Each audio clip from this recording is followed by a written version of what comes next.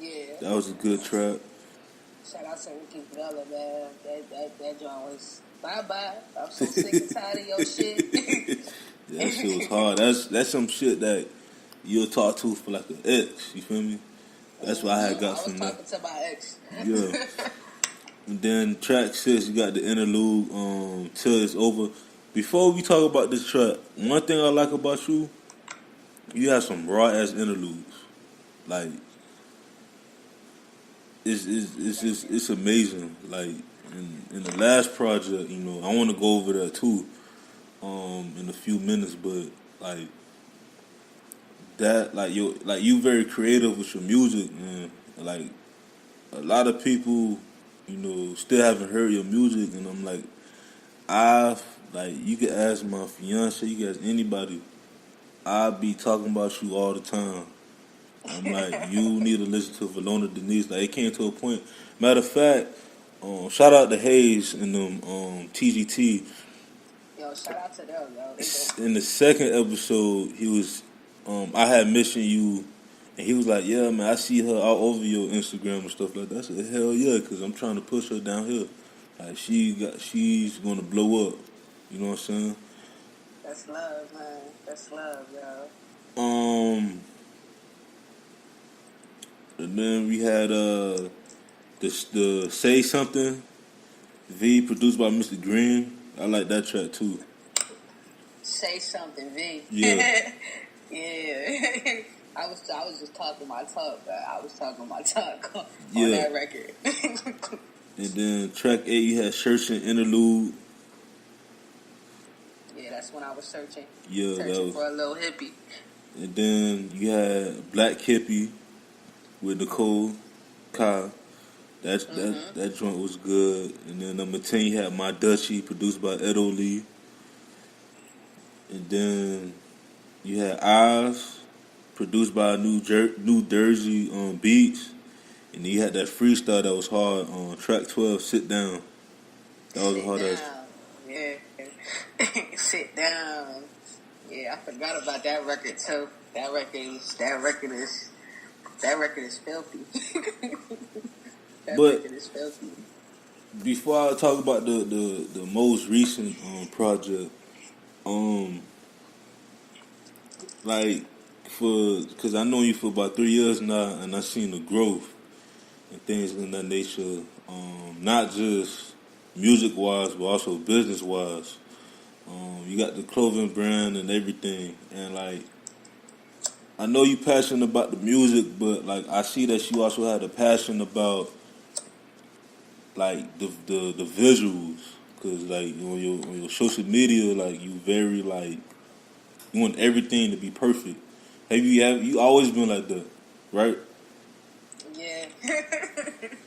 Yeah. Cause like even with the photo shoots and stuff like that, I'm like, this girl here is like very like she creative. You know what I'm saying? So. Yeah, I try, man. I try to keep up. I try to keep up. But what happened with what's up with the whole ill figure though? The whole ill figure movement is still a go. I kind of just push that. It's just like right now, you feel me? It's more of me focusing on Valona Denise. Mm-hmm. You feel me? My that's still I still work with a lot of women. And I'm all about woman empowerment, and that's what that's about. Mm-hmm. You feel me? Ill figure movement. You feel me? That's us as women. I feel like we're so powerful, and nothing against men. Yeah. But we're so powerful, and that was just something like we can all come together and make a statement. And support each other, and not bash each other and do all the other goofy shit. So that's the ill figure movement, and that's still I still got I just had I have my ill tattoo, I have the ... Mm-hmm. I'm the only one that has it. Desiree has it too. You know what I mean? And then my little sis Ronnie, she just got it. She's in Atlanta right now. She's a photographer, and she's a creative as well. she just got the tattoo. So it's really like a little cult. Yeah, it is a cult. I ain't gonna lie. So you feel me? That's one of the things I want to get into. Like, the Grammys just happened the other day, and you know the women and in music, it's still a grind for them to get as much nominations. Not even just in the Grammys, but also the Oscars. And I remember you before you explained to me about the ill figure movement, and like I was like, we need that because like to this day, a lot of women are still being overlooked. And, Absolutely. And Absolutely. The reason why it's great that you even brought that up too as well. Do you think that would like change within now and probably like the next 3 to 4 years? Because now, like for instance, you got Cardi B, and then you still got Cardi B. You have these like newer talent coming out, including yourself, and you still got the older heads, that's still coming around here and there. Like with Pink, you got Alicia Keys, you got Missy Elliott. Do you think it will change in the next 2 to 3 years? Absolutely. I feel like absolutely, and it won't be. I feel like within the next year or two, there won't be. Remember back in the day when there was Missy Elliott, you had Eve, you had Phil, you feel me? You had Foxy, you had Lil Kim, everybody. You had all of those Trina. women. They all Trina. Yeah. They all Trina. Yes, Trina. They all had their own lane and they're a big ass fan base. You feel me? And I feel like now it's getting to the point. Now we're at the point right now where it's just like it's a lot of people. I see a lot like even with Cardi B. Mm-hmm. You feel me? Like her qualities. I like. I love her. I love her energy. I love her grind. I respect her grind. And I see like just there's bits and pieces out of those older. What the fuck am I trying to say? Like back then, you feel me? In that era when they had Foxy and it's only a matter of time. Now you got Young M.A. You feel me? You got Young Ma, Cardi B, Nicki, Remy Ma. You feel me? And there's still other women artists out here that are gonna fill in those gaps as well. You feel me? And I feel like the culture, needs more of women MCs. You feel me? Even with the R&B shit, like I feel like the R&B game right now in today's music industry is whack. I feel like it's whack. And why you say that? Because it's less women. It not even as less women. It's like everybody want to do pop now. Yeah. I can't feel it. I grew up where I listened to like Missy Elliott. That's she wrote most of Aaliyah's shit. Besides R. Kelly. But like I listen to that's what I'm influenced by as well. Missy, Genuine, Tweet. Yeah. Those that R&B, Ashanti. When she had that, going on, Lil Mo, the list can go on. Mm-hmm. I'll be sitting up here all day naming people R&B. But that's what I want to get into as well, though, too. It's just songwriting for, different singers as well. Yeah, that's what's up. They also, talked about, too, like how we need more women too, not just like in the forefront, but also in the back, like engineers, producers. Because with me, like as a DJ, I love seeing female DJs like just grinding. Come like it's a brotherhood. You feel me? So like whenever I see like a female DJ, I'm like, man, hey, you doing your thing. Like I love seeing that. You know what I'm saying? Like even in sports, like they pushing to have female referees and women that could become coaches or like assistant coaches and stuff. So it's like women are still being overlooked, but time is changing and stuff. And for me, like I want that change because, like, you know, I want, you know, have an equal feel. And, like,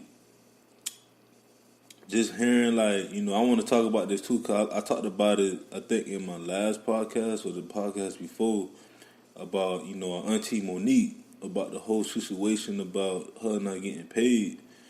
And my thing is with that is, like, you can't, like, yes, you have to have equal pay, but I'm not gonna pay her as much money that I would pay like a Dave Chappelle or Chris Rock because those are legends. Now, Tiffany, you know the new comedian Tiffany that's up and Yo, coming. I love her.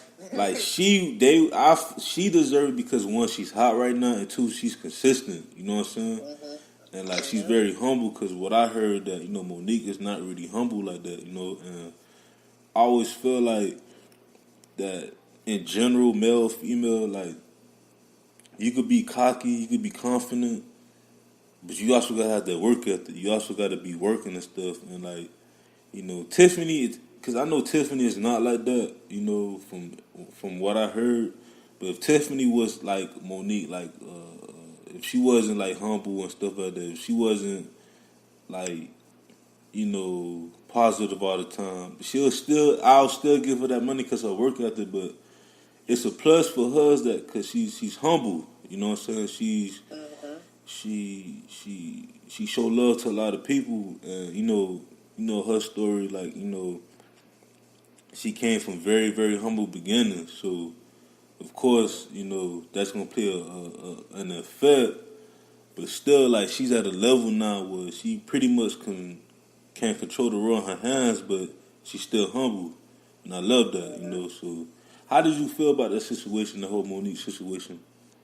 I mean, you know, I really don't know what's going on, you know, behind those scenes. So I really can't, like, you know, I saw her video.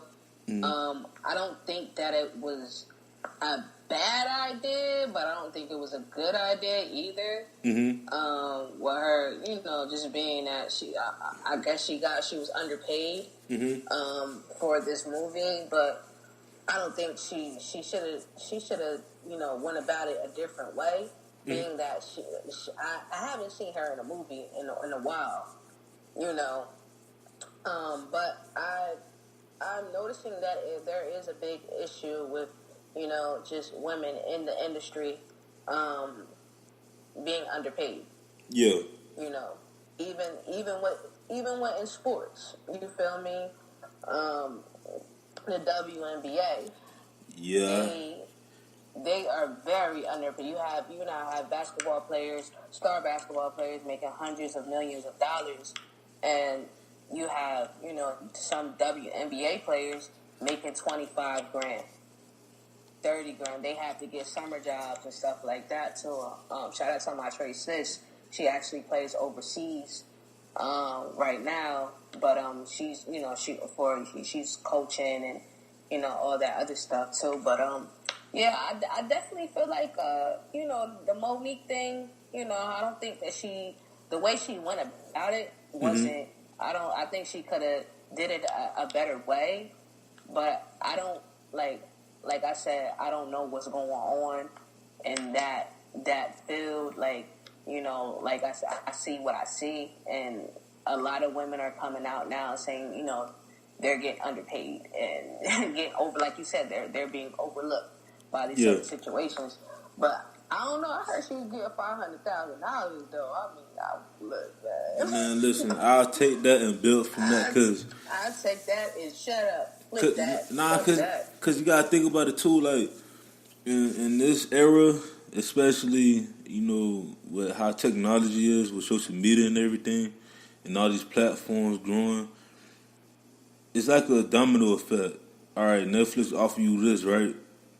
Let's say you do your special. I didn't even know she actually had a special on Netflix, and I never seen it. I heard it was good, but like, okay, you do the special, that's great. All right, you never know. Maybe HBO want to do a deal with you, or Showtime, or something like that. With me, you gotta have that hustler mentality. Like, if you really say you a workaholic, in my